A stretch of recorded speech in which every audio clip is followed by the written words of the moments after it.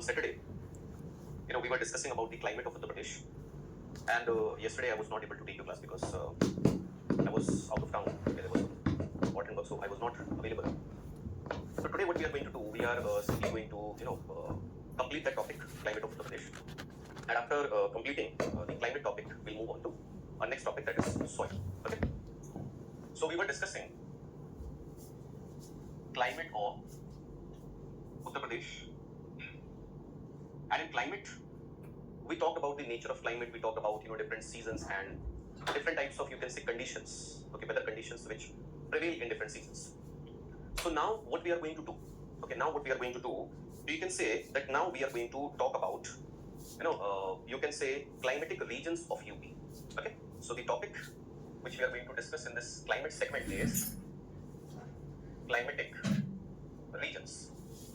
So just imagine that if we are talking about Uttar Pradesh, and we have discussed that in terms of area, in terms of areal extension, it's a large state, and the the weather conditions, the climatic conditions, they vary from one region to another. So if we are saying that in this state there are regional variations in climatic conditions, so of course if you want, you can divide the whole state into different climatic regions. Okay. तो अगर हम climatic regions की बात करते हैं, if we are going to talk about division of UP into different climatic regions, how you are going to do that? So there are different climate, you can say climate division systems, like it is given by Trivartha, then Thornbelt, and Koppen. Okay, so there are different, you can say, division systems which we can follow. Although none of these systems specifically divides UP or specifically gives us information about you can say the climatic regions of UP, but yes, they have divided India. They have given you can say climatic regions of India. So on the basis of you can say study of climatic regions of India, we can divide UP into different climatic regions. So first, if we are going to follow the division given by Thornbelt, okay, Thornbelt. So you can say division of climatic regions, okay, on the basis of Thornbelt's climatic classification. On the basis of Thornbelt's climatic classification. So you can say that C.W. Thornbelt was an American meteorologist, and he presented his climatic classification. And first, you can say he presented the climatic classification of North America in 1933. Okay, 1933. And you can say he further modified his scheme of climatic classification in 1948. So if we are going to follow this methodology or this scheme of climatic classification given by Thornbelt, so you can say as per Thornbelt's climatic classification, we can divide UP into two climatic regions. Okay, so you can say on the basis of this scheme of climatic classification, we can divide UP into two climatic regions. तो कौन-कौन से climatic regions से जिनमें divide करेंगे? If we are dividing Uttar Pradesh into climatic regions, on the basis of a scheme provided by C.W. Thornbelt. So on the basis of this scheme, we can divide UP into two climatic regions. So the first one is CA-W, CA-small w. Okay, and the next one is CB-small w. Okay, CB-small w. अब देखो जैसे अगर हम climatic classification systems की बात करें, so whether it is Thornbelt's climatic classification or Koppen's climatic classification, or you can say Trivartha's climatic classification. So in all these climatic classifications, they have used letters, okay, different letters to represent different types of climate. All these letters like capital C, okay, A dash, small w, or B dash, all these letters, they represent something. And if you know the meaning of all these letters, then you can understand that which type of climate these letters are representing, or you can say the combination of these letters is showing. So like in you can say Thornbelt's climatic classification, if we are talking about C-type climate, capital C. So as per his climatic classification, C means subhumid, which means that it is neither humid nor dry. So subhumid means that the amount of rainfall, okay, it is moderate, subhumid type of climate, capital C. And when it comes to, you can say,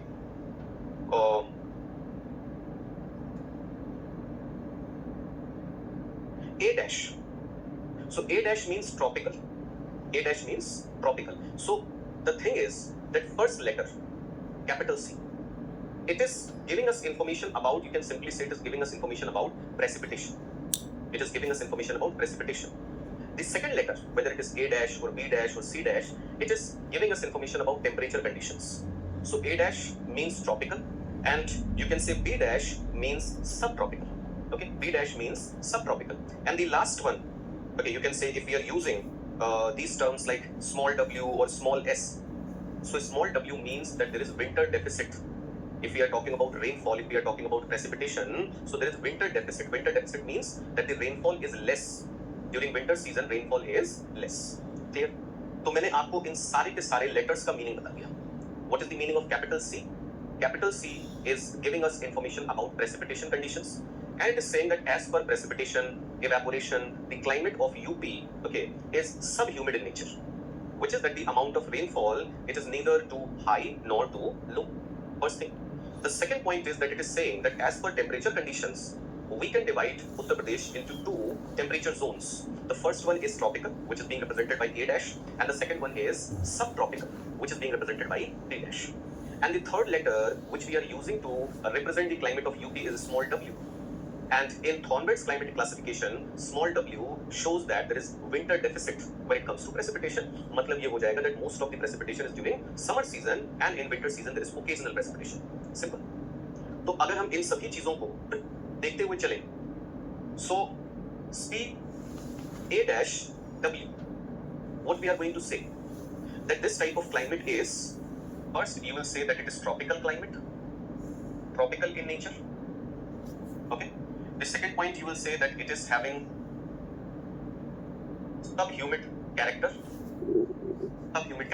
and the third point, you will say that there is less precipitation during winter season. There is less precipitation during winter season.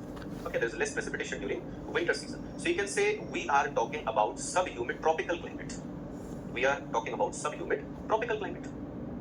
अब देखो, जैसा कि मैंने बताया, subhumid tropical. So tropical means that the climate is hot. Okay, the temperature in all these regions which belong to tropical climate, of course you can say that the temperature is going to be high. Okay, the temperature is going to be high. And just because the climate is subhumid, so you'll say that if climate is subhumid, so we can say that the amount of precipitation is going to be moderate.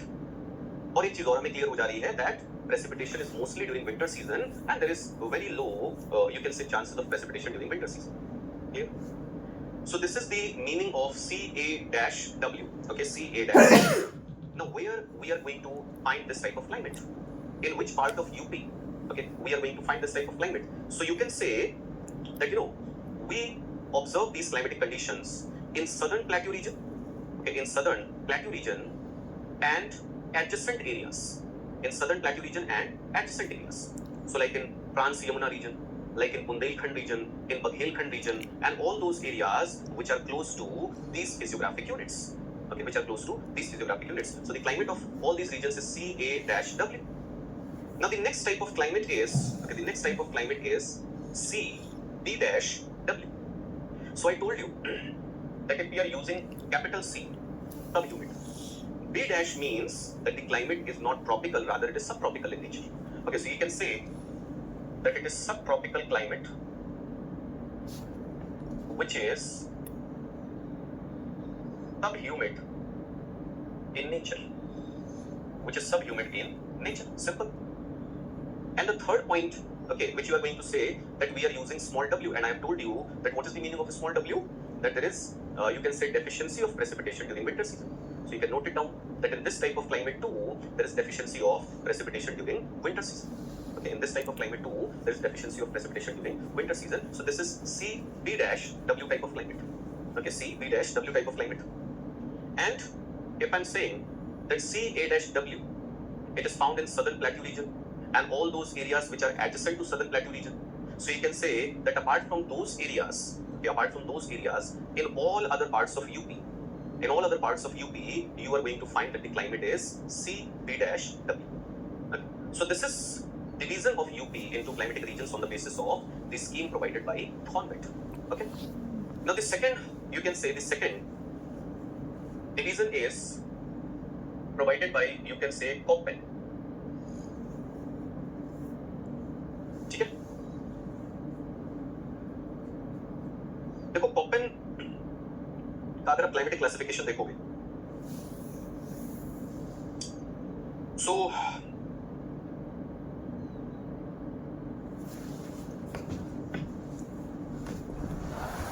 इसमें एक चीज ध्यान रखेंगे आप लोग कि अगर हम इस पूरे रीजन की बात करें, okay, as per Köppen's climatic classification, if we are going to talk about the whole region, okay, because I told you that there is no climatic classification of UP, okay, they have not given climatic classification of UP, but yes, they have divided India into different climatic regions. So as per, you can say, climatic classification given by Vladimir Köppen, okay, as per the climatic classification given by Vladimir Köppen, Uttar Pradesh, the climate of Uttar Pradesh, you can say Uttar Pradesh is having CWG type climate. CWG type climate. Now, what is this CWG type climate? Okay, what is this CWG type climate? Because C type अगर हम climate की बात करें, if we are talking about the climate as per C, so you can say C type means that the climate is temperate. Okay, you can say the climate is temperate climate. Temperate climate. Or more specifically, you can say it is warm temperate climate. Okay, more specifically, you can say that it is warm temperate climate. Clear? Now, warm temperate means that if you are going to observe the average temperature of the coldest month, if you want, you can note it down. The average temperature of the coldest month is more than 3 degrees centigrade and it is less than 18 degrees centigrade.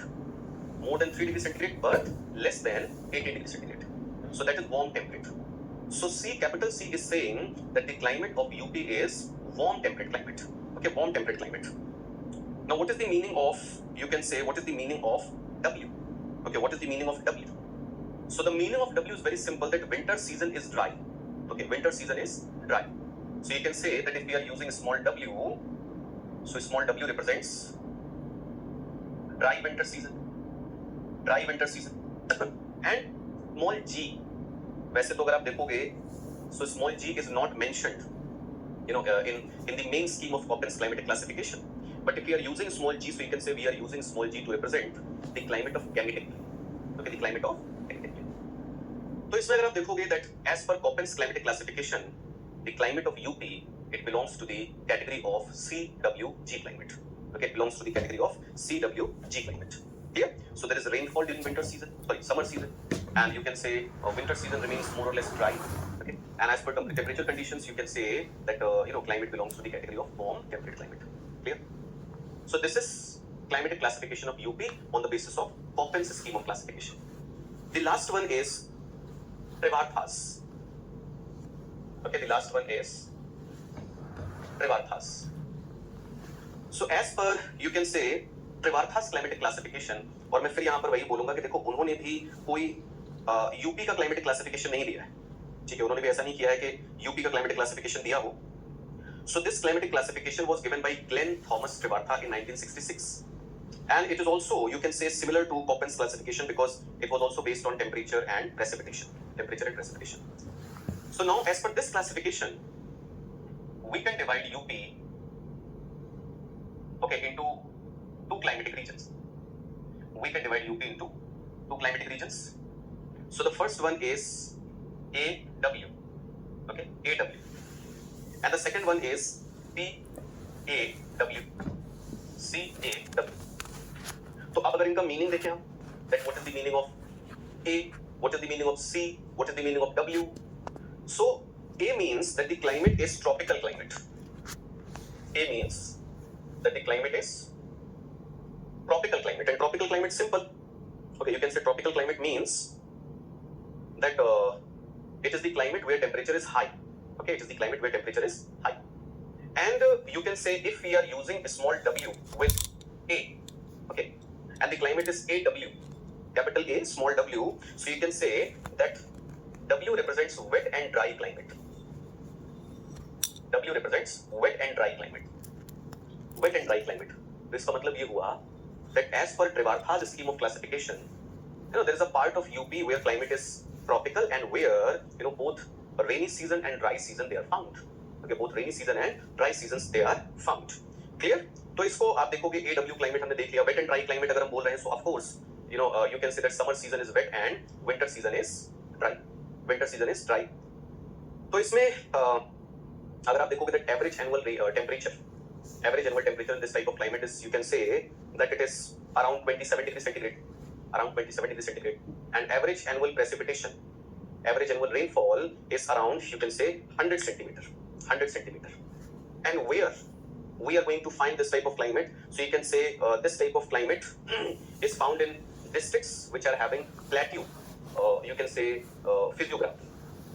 So in all those districts which are having plateau topography, plateau relief structure, this type of climate is found. So you can say that like there are districts, for example, Lalitpur, Jhansi, okay, Hamirpur, Jalon. So this is Jalon, Hamirpur, Mahoba, Banda, Chitrakot, okay, Chitrakot, and you can say Mirzapur and Sonbhadra. So in all these districts, you are going to find that the nature of climate is A-W. The next one, okay, it is C-A-W. So what is C? Okay, what is C? You can say if we are saying C type of climate, so C type of climate means that the nature of climate is subtropical. Okay, it is subtropical climate. C type of climate is subtropical climate. Okay, and you can say W. Okay, so W, the meaning of a small w is same. So if we are using W, so you can say small w means wet and dry climate. अच्छा, ये जरूर याद रखिएगा that if I'm using this letter capital C, you can say the average temperature of more than 10 degrees centigrade. If I'm saying that the climate is subtropical in nature, so you'll say that the temperature of more than 10 degrees centigrade, it prevails for you can say 8 to 9 months. So temperature of more than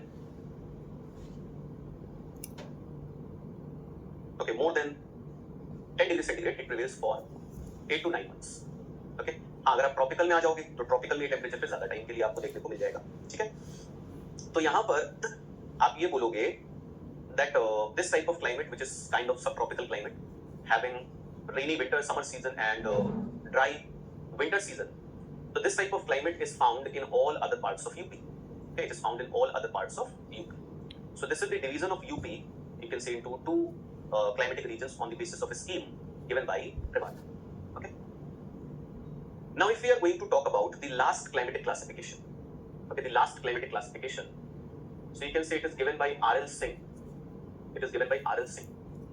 So R.L. Singh, on the basis of, you can say, temperature and rainfall, okay, on the basis of temperature and rainfall, he has divided whole UP into 5 climatic regions. Okay. So the first one is known as subhumid transitional region.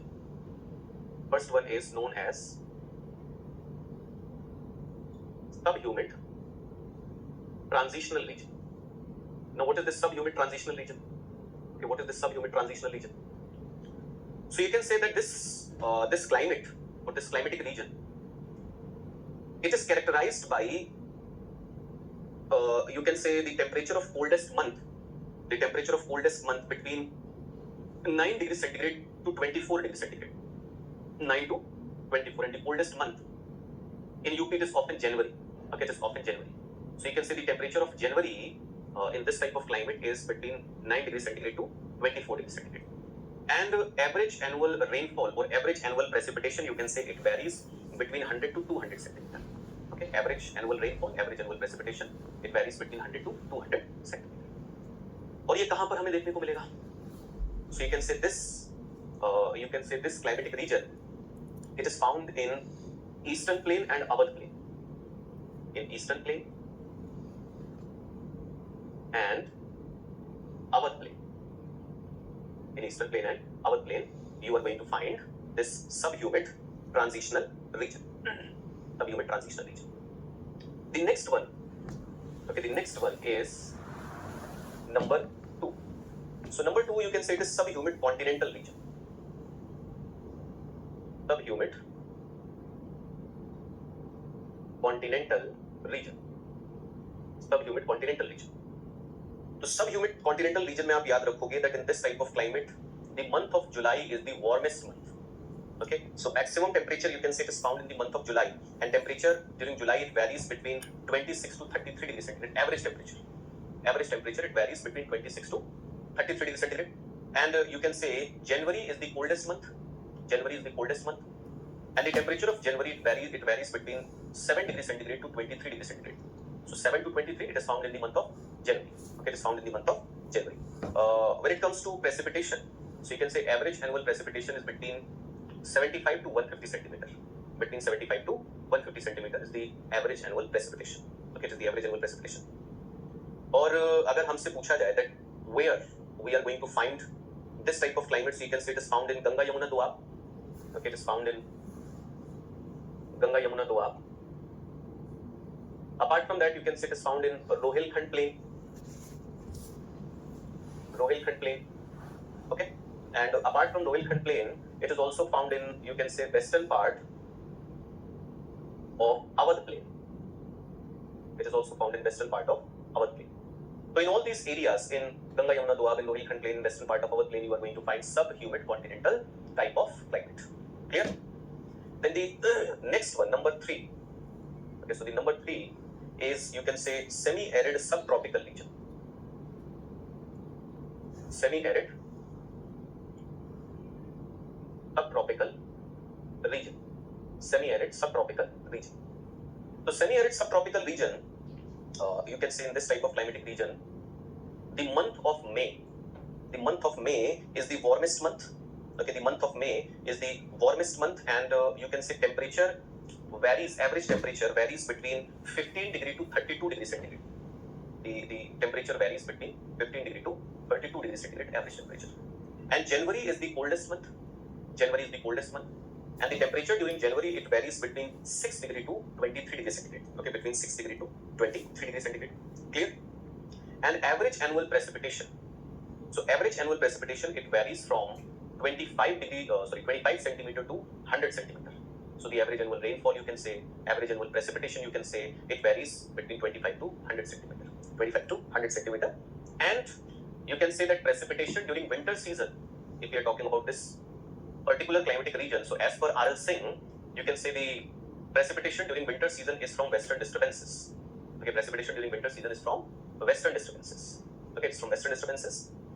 और आप इसमें बोलोगे that if we are talking about this climatic region, so it is found in upper part of Yamuna Basin. Upper part of Yamuna Basin, you can say from Saharanpur up to Agra. So from Saharanpur, like you can say Muzaffarnagar, Bagpat, Meerut, Ghaziabad, Gautam Budh Nagar, Bulandshahr, Aligarh, Mathura, okay, Agra. So in all these districts, you can say along western border of UP, there is, you can say, a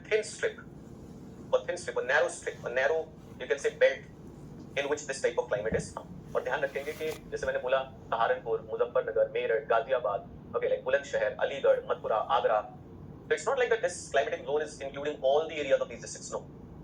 Mostly you can say western parts of these districts, they belong to subtropical semi-arid climate. Okay. So it is along western border of UP. The next one is you can say semi-arid tropical. So if we are talking about semi-arid tropical, तो इसमें हम देखते हैं that July is the warmest month. And the average temperature varies between 26 to 27 degrees centigrade.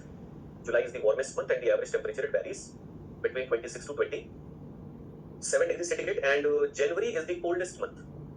And temperature varies between 13 degrees centigrade to 21 degrees centigrade. Between 31 to 21 degrees centigrade. So it is the temperature during the month of January. Okay, during the month of January. And average annual precipitation, average annual rainfall or average annual precipitation, it is between 15 to 100 centimeter. And where we are going to find this type of climate, semi-arid tropical. So you can say this type of climate is found only in, you can say, Lalitpur district, and that too you can say in southern part of Lalitpur district. In southern part of Lalitpur district, you are going to find that the climate is semi-arid tropical climate. It is semi-arid tropical climate. Okay. And the last one, climatic region number 5. So climatic region number 5 is a humid southeast region. humid southeast region. Okay, humid southeast region. So humid southeast region, you can say that the warmest month is July. Warmest month is July. Temperature ranges between 26 to 34 degrees centigrade during the month of July. Temperature ranges between 26 to 34 degrees centigrade. You can say January is the coldest month. January is the coldest month, and temperature varies between 12 degrees centigrade to 17 degrees centigrade. 12 to 17 is the range during the month of January. And the average annual rainfall or average annual precipitation, it is between, you can say, 100 to 200 centimeter. 100 to 200 centimeter. और ये हमें कहाँ पर देखने को मिलेगा? So you should remember that it is found in Sonbhadra district only. It is found in Sonbhadra district only. So in Lalitpur district there is semi-arid tropical climate. Okay, and you can say in Sonbhadra district, you can say there is humid tropical climate. There is humid tropical climate. Clear? तो देखिए यहाँ पर आकर के we have talked about the climatic conditions which are found in Uttar Pradesh, and after discussing the climate, now we are going to start our next topic, and you can say our next topic is soils of Uttar Pradesh. Okay, the next topic is soils of Uttar Pradesh.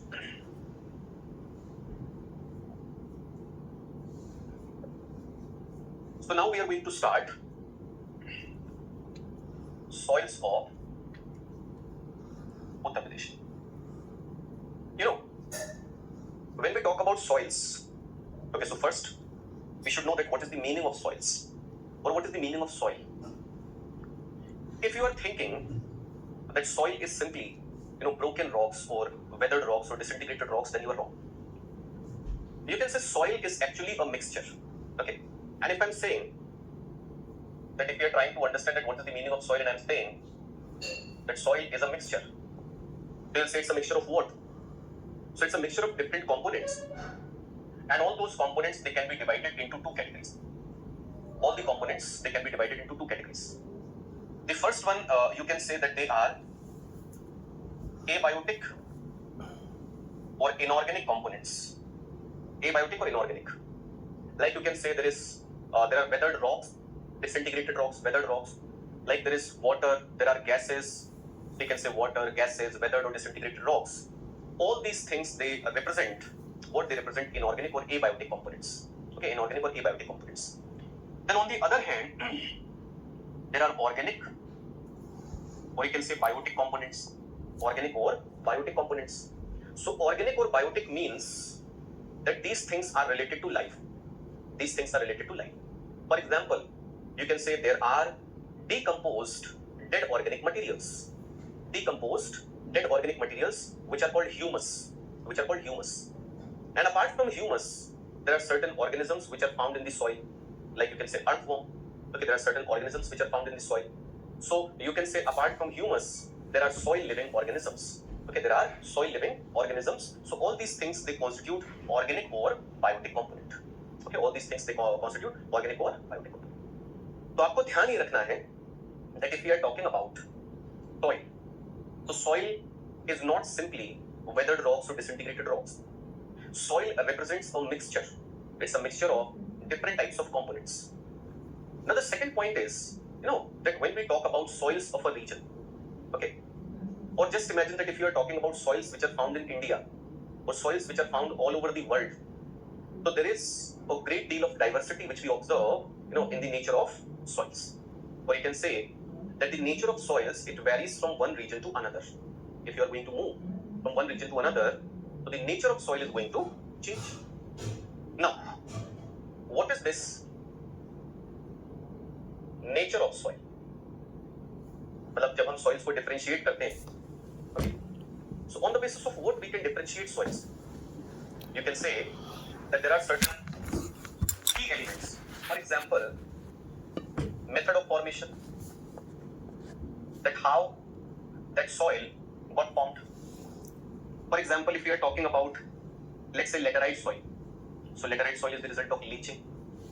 If we are talking about, you can say, saline soil, so saline soil is the result of, mostly it is the result of, you can say, evaporation of soil water through capillary action.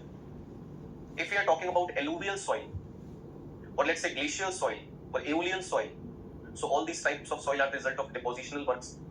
of you can say river water, of glaciers, of winds. Clear? So different types of soils get formed, through different processes. So you cannot say that a single process is responsible, for formation of all types of soils. Packages. The second difference is you can say parental rock. It is in terms of parental rocks. Now, what are parental rocks? What is the meaning of parental rock? देखो जैसे कि मैंने आपको बताया that soil includes weathered rocks, soil includes disintegrated rocks. So if soil is including weathered rocks or disintegrated rocks, so you can say before the formation of the soil, in that area there were rocks, and when those rocks, you can say they underwent weathering, disintegration, or you can say when those rocks broke, okay, so they produced this soil. So the nature of soil, it also depends on the nature of, you can say, parental rocks, okay, on the nature of parental rocks. Let me give you a few examples. For example, if in a region there are basaltic igneous rocks, so when basaltic igneous rocks, they break, so they produce black soil, which is also known as a Ragur soil or black cotton soil. Just imagine that if in a region there are granite rocks, gneiss rocks. Now granite is also igneous, but it is not basaltic, it is acidic. Basaltic is basic igneous rock, and you can say granite is acidic. So just imagine that if there is a region where there are ancient granitic rocks or ancient, you can say, gneiss rocks, so when those rocks break, so they produce a red and yellow soil. Okay? And just imagine that if in a region there are limestone rocks, so when limestone breaks, it produces a Rendzina soil, it produces terra rossa soil. So different types of parental rocks, when they break, so they produce different types of rocks. Okay, they produce different types of rocks. Clear? So the nature of soil, okay, first I told you that the nature of soil depends on the method of formation, how that soil got formed. Okay, the second thing I'm saying that parental rocks.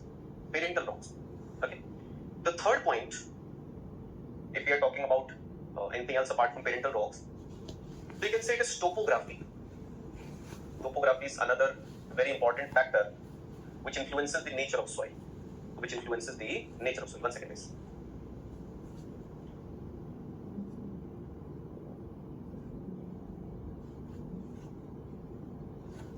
अब देखो, अगर हम topography की बात करें, if you are talking about topography as a factor controlling the nature of soil, so like you can say in mountainous areas, where there is a steep slope, so we say that in mountainous areas soils are generally shallow.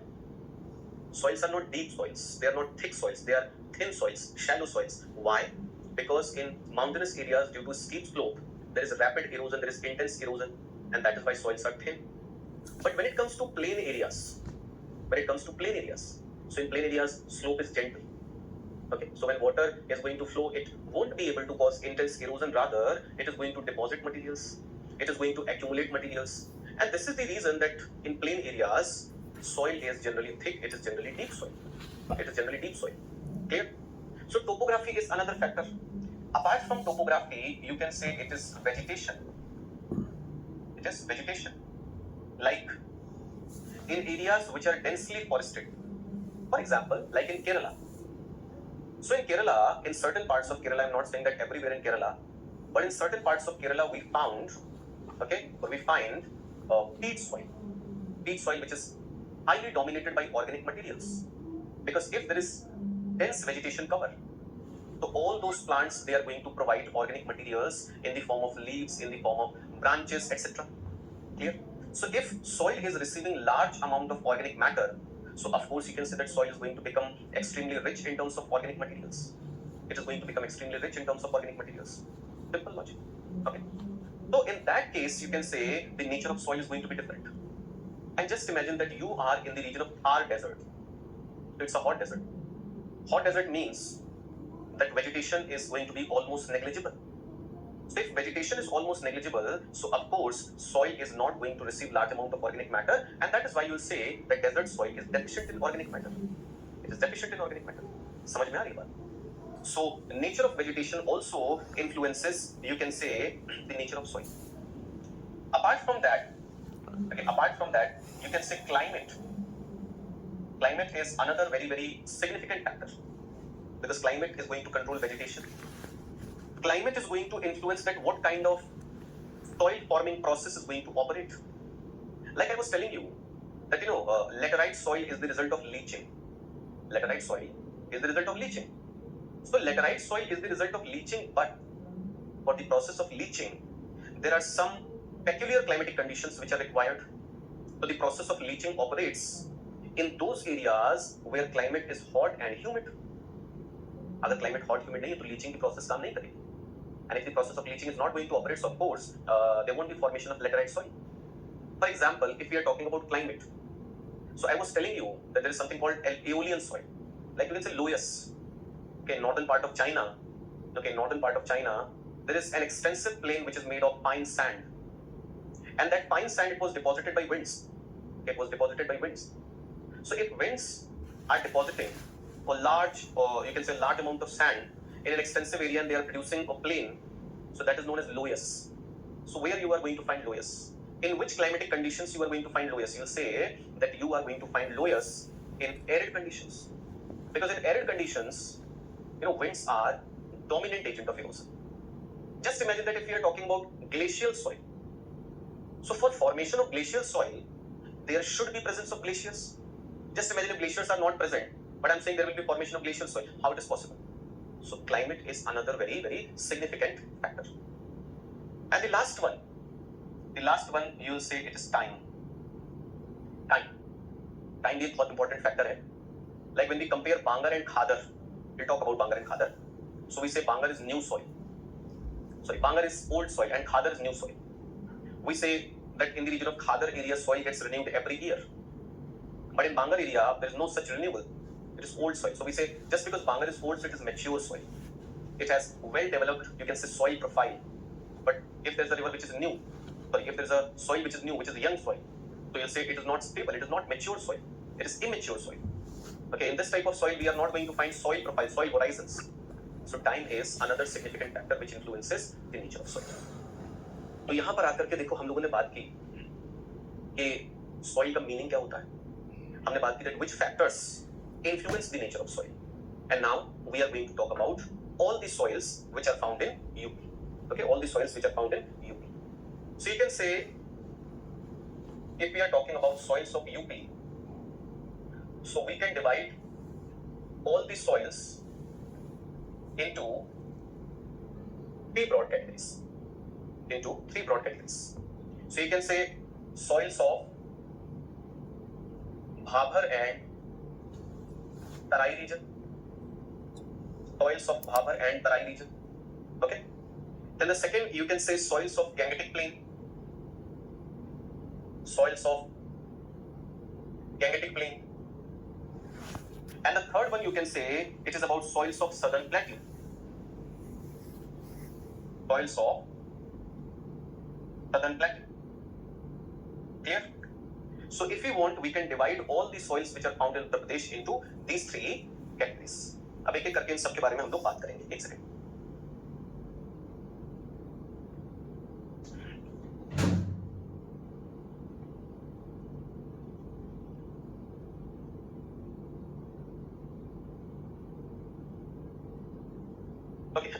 Okay, first we are going to talk about soils of Bhabhar and Tarai region. Soils of Bhabhar and Tarai region. So of course you can say that we are talking about two areas. Okay, we are talking about two belts, Bhabhar belt and Tarai belt. So in this region, first if we are going to talk about Bhabhar region, so if you can remember, so we talked about this region in physiography. And I told you in physiography that Bhabhar region is, you can say, an 8 to 16 kilometer belt, 8 to 16 kilometer wide belt, which is found in foothill region of Shivalik,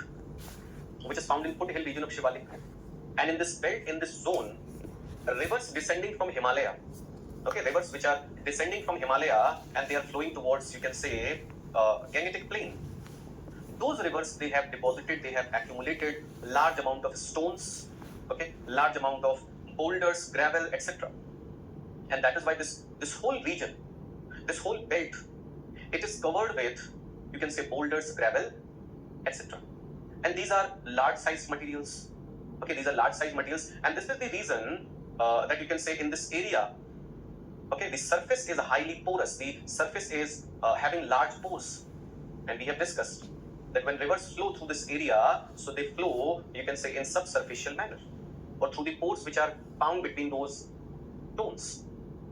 Now this area, if you are saying it's a soil, you can say it is highly coarse grained soil. The soil material is in the form of boulders and gravel. Okay, it is in the form of boulders and gravel. And just because there are large stones, okay, so the thing is that this region, it is not useful, it is not suitable for agriculture.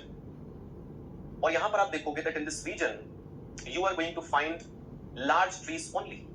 Large trees which are having, you can say, deep roots, large roots. Now this Bhabar area, you can say this Bhabar area, it covers, you can say, most parts of Saharanpur, Bijnor, okay, Shahjahanpur, Lakhimpur Kheri, Pilibhit districts.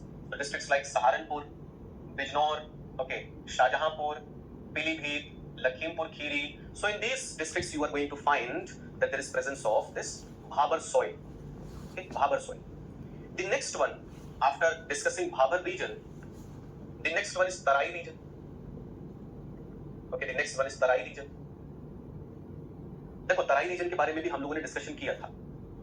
And you can say that to the south of Bhabar belt, to the south of Bhabar region, there is Tarai belt. There is Tarai region. And Tarai belt, you can say it is around 15 to 30 kilometer wide area. Okay, 15 to 30 kilometer wide area to the south of, okay, to the south of Bhabar belt. Now we have discussed, we have talked about this Tarai belt, that all those rivers which became subsurficial in Bhabar area, okay, when they cross Bhabar area, so once again, you can say they reappear on surface.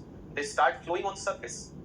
And just because when rivers cross Bhabar and they enter in Tarai area, so there is decrease in slope gradient. Slope gradient decrease हो जाता है. And when slope gradient decreases, so river water starts spreading. Okay, so there is spreading of water, there is water logging, there is formation of marshes, swamps. Okay, and apart from all these things, you can say that here in this belt, rivers accumulated fine materials. Okay, rivers accumulate fine grained materials. ये जो भाबर के south में जो तराई belt है, आप ध्यान रखेंगे that this Terai belt is very very important from agricultural point of view because it is the region of highly fertile soil. Okay, the first point you can say that it is the region of highly fertile soil. And apart from being the region of highly fertile soil, this region is endowed with, you can say, abundance of water resources. There is abundance of water resources. लेकिन यहाँ पर आप एक चीज ध्यान रखोगे that the soil of Tarai region, it is rich in nitrogen and organic matter. It is rich in nitrogen and organic matter, but it is deficient in phosphate. It is deficient in phosphate. And as I told you, that the soil is highly, you can say, fertile soil. Okay, and in the soil there is abundance of water resources. So that is why this region is highly useful for agricultural activities, and it is used for cultivation of crops like wheat, rice, sugarcane, etc. And you should remember that sugarcane is a very important cash crop of this belt. Sugarcane is a very important cash crop of this belt. Clear? ये कहाँ पर हमें देखने को मिलेगी? तो अगर district wise आप देखोगे, so you can say in districts like Saharanpur, okay, Bijnor, Rampur, Bareilly, okay, Rampur, Bareilly, Pilibhit, Lakhimpur Kheri, Bahraich, Gonda, Basti, okay, Bahraich, Gonda, Basti, and Gorakhpur, Deoria. Okay, so to the east of Lakhimpur, this is Bahraich, then Gonda, then Basti, Gorakhpur, Deoria. So in all these districts, you are going to find this Tarai belt, or you can say Tarai soil. ठीक है, clear है बात? अब अगले soil पर अगर हम चले,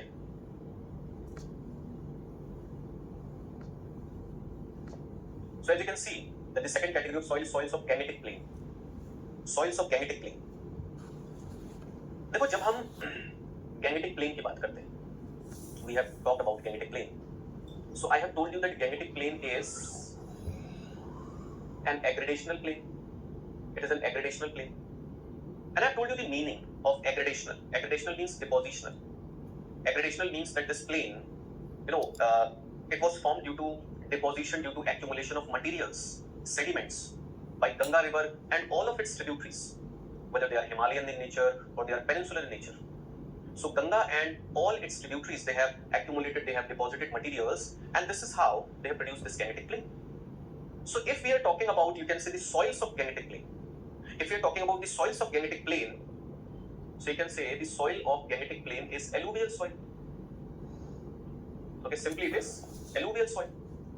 Now the question is that how alluvial soils get formed. So the answer is very simple. देखो हिंदी में alluvial soils को क्या कहते हैं? जलोढ़ मिट्टी, जलोढ़, जल. So the origin of alluvial soil is related to water, and the answer is very simple. That when surface water accumulates or deposits materials, okay, when it accumulates or deposits materials, so that deposition or accumulation of materials results into formation of alluvial soil, or you can say it results into formation of soil which is called alluvial. Now on the basis of, you can say, texture, and texture means the size of particles, okay, the size of particles. So you can say this type of soil, it is generally made of sand, silt and clay. Now sand is, you can say, coarse grained material, silt medium grained, and clay is, you can say, fine grained material. So this type of soil is not having a single type of particles. You can say it is having a mixture of different types of particles. Okay, it is having sand, silt and clay, and of course the you can say proportion of all these materials, it varies from one place to another. Okay, it varies from one place to another. Okay, now this alluvial soil, if we are talking about the alluvial soil of granitic plain, so you should remember, like Tarai region, this alluvial soil is also very, very fertile. Okay, it is very, very fertile. Okay, now this soil is, you can say, deficient. You can say it is deficient in nitrogen and in organic matter. So in terms of nitrogen, in terms of organic matter, it is deficient soil. But when it comes to potash, okay, when it comes to potash, like you can say phosphoric acid, okay. So in terms of potash, in terms of phosphoric acid, this is rich. And the amount of iron, or you can say the amount of iron oxide and lime, that is calcium carbonate. So the percentage or the amount of iron oxide, the amount of lime, it varies from one region to another. Okay, it varies from one region to another. Clear? So this is alluvial soil. And if you can remember, so we have divided alluvial soil into two broad categories. The first one is called Bangar, and the second one is called Khadar. And we have discussed about Bangar and Khadar. I have told you Bangar is old alluvial soil, which is found in, you can say, higher parts of floodplain, where you can say at present flood water is not able to reach. So in those parts of floodplain, there is presence of old alluvial soil, which is mature, which is less fertile, okay, which is having a lot of concentration of calcareous concretions, which are called tunkers. And just because this soil is mature, it is stable, and it is not severely affected by flooding. So you can say that is why this type of soil is highly useful for agriculture. Clear? Now on the other hand, when it comes to Khadar, so we have discussed that Khadar is new alluvial soil. And that is why I told you that we include, or we say that Khadar is the soil of Holocene epoch, which is the current epoch. Now, this type of soil is found in those areas which are low-lying. And just because they are low-lying, so they are frequently affected by flooding. Okay? And just because they are frequently affected by flooding, so every year when there is flooding, so there is a renewal of sedimentary materials. Flood water, you can say, accumulates a new layer of sediments. And that is why the nature of soil keeps changing. So these are immature soil, these are unstable soils. Okay. Now the thing is that because these soils, they are getting renewed every year, so of course they are going to have a very, very fertile nature. But the thing is that these soils are immature, they are unstable. Okay, their nature is changing. So this is the reason you can say that this type of soil is not so useful for agriculture, although it is highly fertile. Okay, but it is immature, it is unstable, and it is frequently affected by flooding. So that is why it is not so useful for agriculture. So this Khadar and Bangar, these two types of soils are found in granitic plain. And as I was telling you that in Bangar, there is high concentration of calcareous concretions which are called kankars. You should remember that those kankars, they are also found in Khadar. Okay, they are found in Khadar too, but their concentration is relatively, you can say, low. Their concentration is relatively low. So we have discussed, we have talked about, soils of granitic plain. Soils of granitic plain.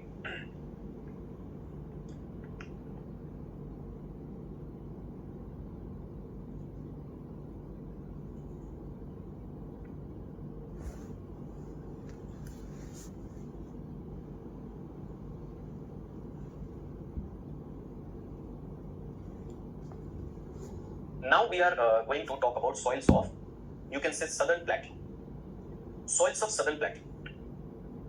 Look, in southern plateau, you can say we are talking about southern plateau region. So you can say southern plateau region includes Bundelkhand and Baghelkhand. Bundelkhand and Baghelkhand. So these are two plateaus which are found in southern part of UP. Okay, and I have told you that the nature of soil, it is influenced by the nature of parental rocks. Like what kind of rocks are found in a region. So in Bundelkhand and Baghelkhand area, you can say first you are going to find that there are ancient rocks. There is presence of ancient rocks. Precambrian rocks are found in Bundelkhand and Baghelkhand area. Okay, in the area of both these plateaus. And these ancient rocks, you can say they are granitic rocks. Okay, they are granitic rocks. And apart from these granitic rocks, there is presence of basaltic igneous rocks. So in certain parts of Bundelkhand, Baghelkhand, there is presence of basaltic igneous rocks. So अब देखो, if I'm saying that Bundelkhand and Baghelkhand plateaus, they are having Precambrian granitic rocks, and apart from Precambrian granitic rocks, there is presence of basaltic igneous rocks. So when both these types of rocks, they are going to break, when there will be in a disintegration of both these types of rocks, so of course you can say the soils which are going to get formed, they are going to be different. They are going to be different. Okay, because you can say that generally, when ancient granitic and gneiss rocks, they break, so they produce a red soil. And when basaltic igneous rocks, they break, so they produce black soil. Now, this southern plateau region, it extends in several districts, like you can say Lalitpur, Jhansi, Jalon, Hamirpur, Mahoba, Banda. Okay, so this whole area, Lalitpur, Jhansi, Jalon, Hamirpur, Mahoba, Banda. Okay, and apart from all these districts, you can say Chitrakoot, okay, Prayagraj, and Mirzapur. Okay, so this is Chitrakoot, this is Prayagraj, this is Mirzapur. You can say Sonbhadra, Chandauli. Okay, Chandauli. So in this whole southern part of UP, you can draw the line like this. Okay, in this whole southern part of UP, there is presence of soils which are either the result of disintegration of, you can say, ancient granitic or gneiss rocks, or they are the result of disintegration of, you can say, basaltic gneiss rocks. So first, we are going to talk about red soil. The first type of soil which is found in southern plateau region is red soil.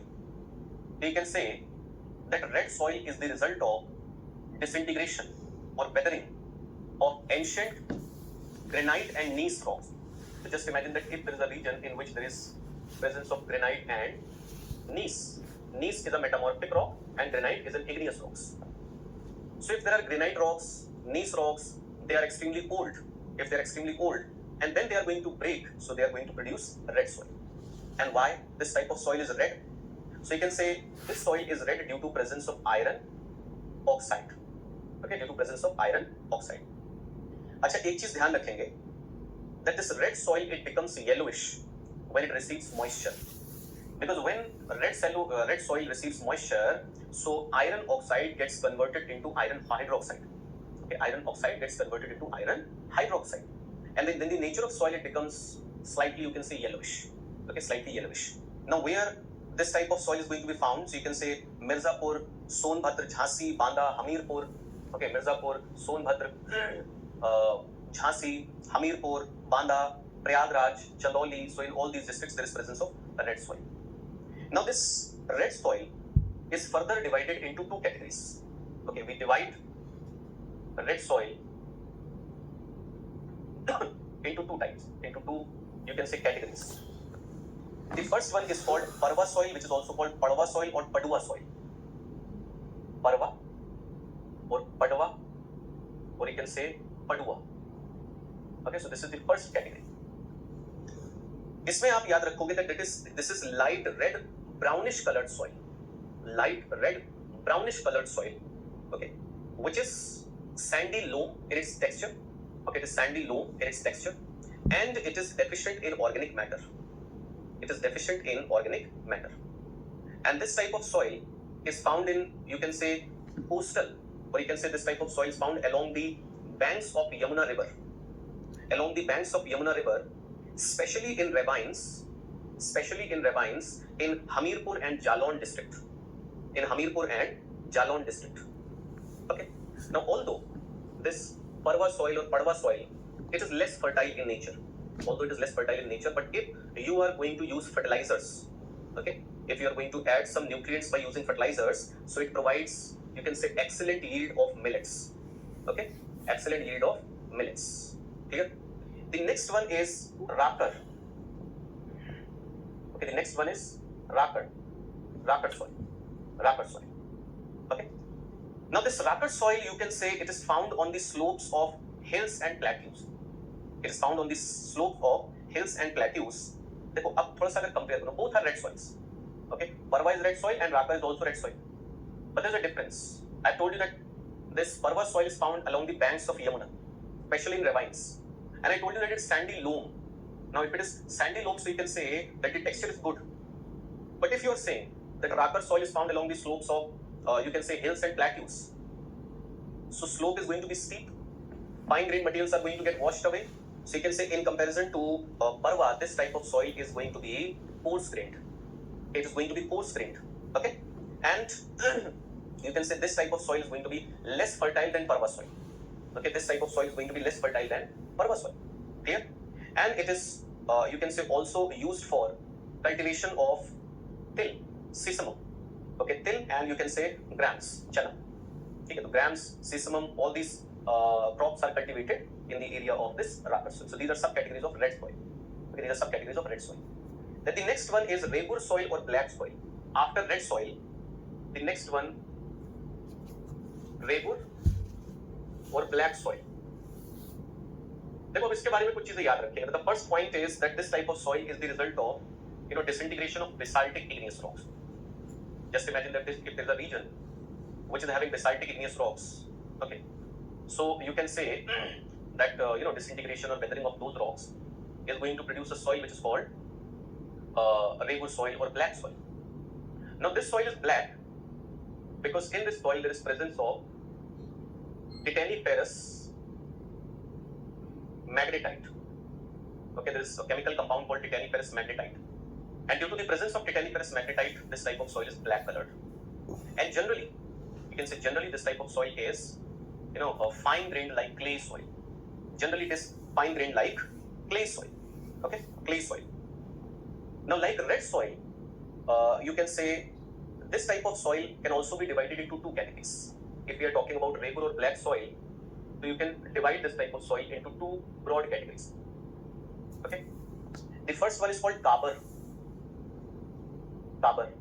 and the second one is known as Mar or Mad. Now this Kabar soil, okay, Kabar soil, you can say it is found mixed. It is black soil which is found mixed with red soil. Black soil which is found mixed with red soil, and it is having low water retention capacity. So if you are going to compare Kabar and Mar, so in Mar the water retention capacity is more, and you can say in Kabar the water retention capacity is relatively less. And this type of soil is found, Kabar soil, it is found in Mirzapur, Jhansi and Sonbhadra districts. Okay, Jhansi and Sonbhadra districts. Now when it comes to, you can say, Mar soil. So Mar soil, you can say that it is black in color, clay in texture. Okay, so it is going to have high water retention capacity. Okay, and this soil is highly fertile soil. Okay, highly fertile soil, and of course it is also found in southern part of UP. in southern part of UP, in districts like you can say Lalitpur, Jhansi, Jalon, Hamirpur, Banda. So in all these districts there's presence of this soil. Now apart from you can say Ragur soil, red soil, there are some other soils which are found in southern plateau region. So the next one is Mand soil. Mand soil, M-A-N-T, Mand soil. देखो Mand soil को एक तरीके से आप बोल सकते हो that this soil is in the form of fine sand. Okay, this soil is in the form of fine sand, and it was formed. You can say it was formed due to slow weathering of pebbles of Vindhyan region. It was formed due to slow weathering of pebbles of Vindhyan region, Mand soil. So it is in the form of fine sand. You can say it is reddish in color, and it is useful for cultivation of millets. It is reddish in color and it is useful for cultivation of millets. And it is found in eastern part of UP like Gorakhpur, Basti, Siddharthnagar and Gonda. Basti, Gorakhpur, Siddharthnagar and Gonda. So in all these districts you are going to find this Mand soil. Okay? And the last one is Banjar soil, Banjar. So as the name is suggesting, Banjar means barren. Okay, Banjar means barren, and this Banjar soil, it is also known as Bhat soil. Bhat. You can say locally it is called Bhat soil, and it is also found in eastern part of UP like Gorakhpur, Basti, okay, Siddharthnagar and Gonda. यहाँ पर आकर के देखिए हम लोगों को जो भी डिस्कशन करना था ना about you can say the soils of UP, we have discussed it. Now there are some problems associated to you can say soil resources, and there are some solutions that how we are going to resolve those problems, and then there is another topic which is vegetation or you can say forest resources. Okay, so what we are going to do, we are going to talk about all these things in our next class. So basically you can say that tomorrow we are going to finish this segment of